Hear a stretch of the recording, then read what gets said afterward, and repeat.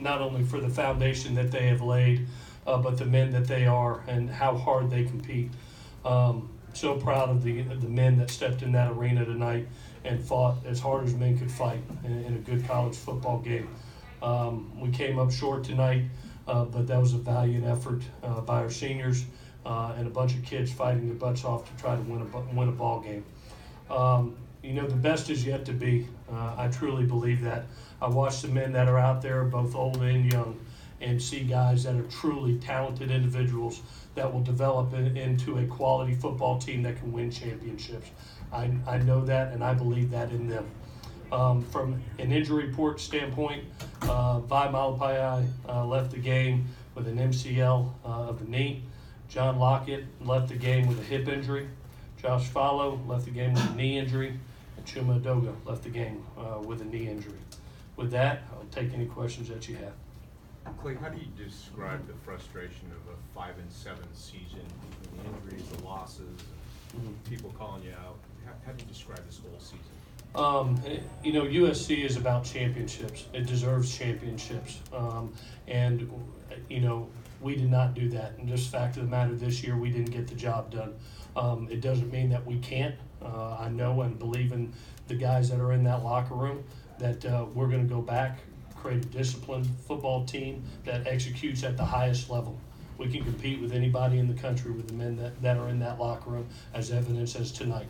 And it'll be my job and my task moving forward to be able to get us to execute, be disciplined, and win championships. That's what's deserved. That's what's expected, and that's what's deserved. So is it frustrating? Yes, I think we're all frustrated. 5-7 is not what USC is about. Winning close ball games is what we're, losing close ball games is not what we're about. And it'll be my task moving forward to make sure that this doesn't happen again.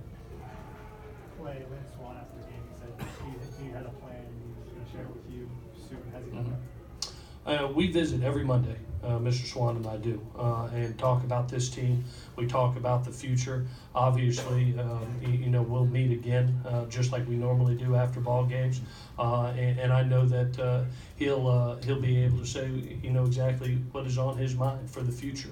Like I said earlier, I'm fully confident in the support that I have, not only from Mr. Swan, but this administration. They have been terrific to me, our staff, and our football team. And I know that we'll get their continued support. And we'll do a better job not only for them, but our Trojan family. Cam, what's it like knowing, your final game as a Trojan is coming up? I don't think it's really hit me yet. I was sitting on the bench towards the end of the game, and it was kind of weird and sitting in the locker room, just kind of feeling it. But I don't know if it'll really hit me even until I see a game next year. Watch it on TV, it'll be weird. But right now, it's just I'm trying to enjoy every moment of this, and it's losses, it is what it is. But just enjoying wearing his pants and his jersey, and just so I can look back and remember this day.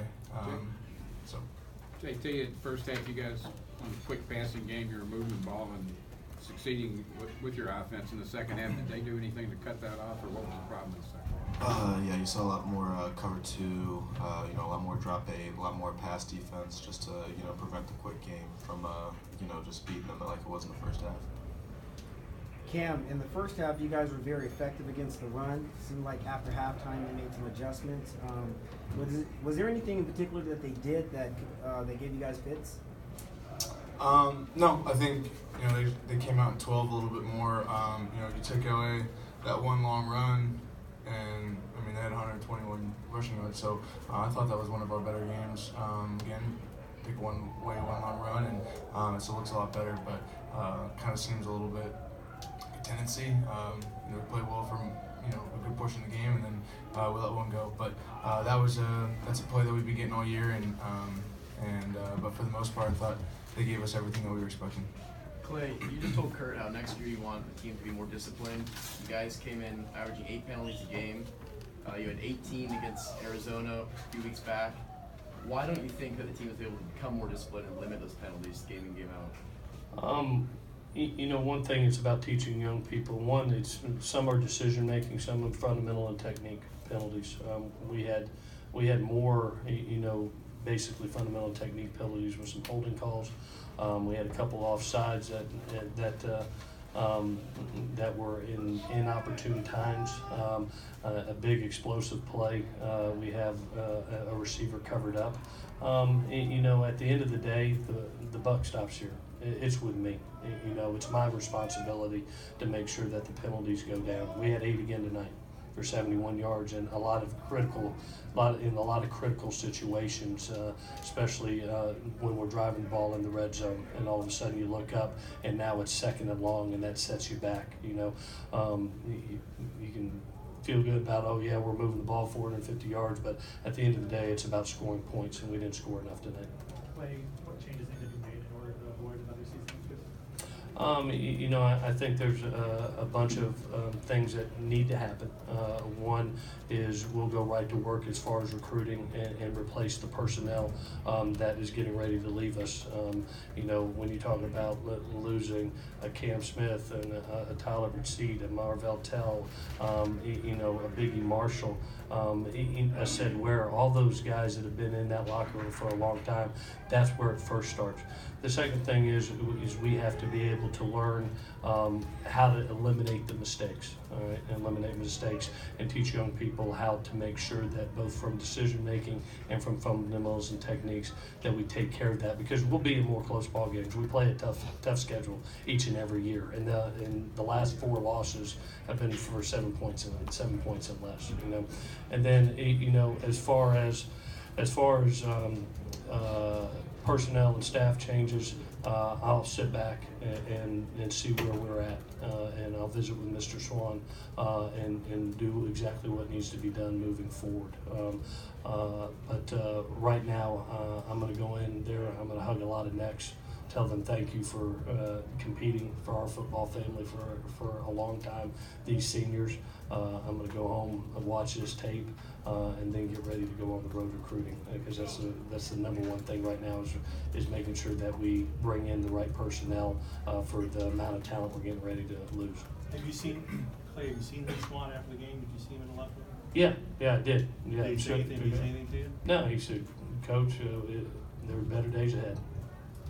Clay, if you do decide to make changes to your personnel, how wide of a cast will you spread? Will you look beyond collegiate level, perhaps the NFL level, to identify coaches that will fit the type of mentality you're looking for? Well, right now I'm gonna sit back and I'm gonna let it soak in a little bit. Okay, you know, everybody I know will want immediate changes, but you know, right now tomorrow starts the first day of recruiting, and I have the opportunity to sit down with Mr. Swan and discuss you know, everything that we need to get done moving forward, and it's a bunch, and you know, we've got a big task ahead of us.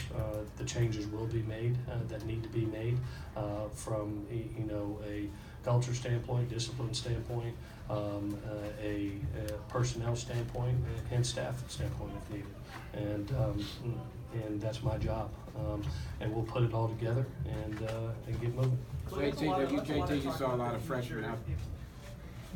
A lot of talk about the future. How surprised would you be if Lynn does change course and decided not to read that? Like I've said, I've always had confidence in the support that I have here from Mr. Swan and the administration. I feel confident that I'm looking forward to being the head coach here if given the opportunity. I look forward to doing that and doing the best job that I possibly can. But I'm never going to put words in Mr. Swan's mouth. Out of honor and respect to him, I know that he'll release a statement at some point in time when he feels fit, and we'll move forward from there. Thanks, Kyle. Got time for one more? Clay, you guys scored a touchdown at the end there, and that was the first one that you had in the second half in 3 games. How would you characterize the offense right now?